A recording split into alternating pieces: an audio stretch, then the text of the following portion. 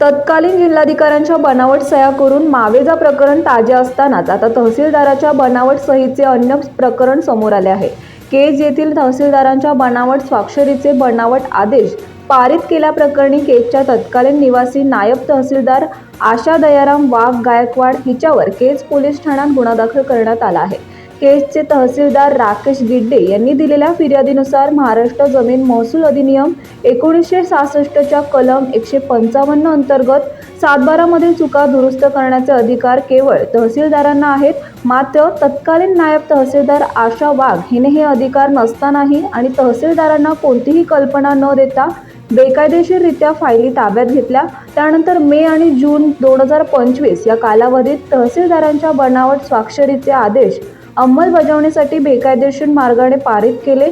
अर्धन्यायिक प्रकरण चालवून आदेश पारित करण्याचे अधिकार केज तहसीलदार यांना असताना संबंधित शेतकरी आणि प्रशासनाची दिशाभूल करून तत्कालीन नायब तहसीलदार आशा दयाराम वाघ गायकवाड यांनी बेकायदेशीर कृत्य करून बनावट स्वाक्षरीचे आदेश अंमलबजावणीस्तव तलाठी यांच्याकडे बेकायदेशीर मार्गाने व्हॉट्सअपद्वारे पाठवल्याचे केज तहसीलदार गिड्डे यांच्या निदर्शनास आले।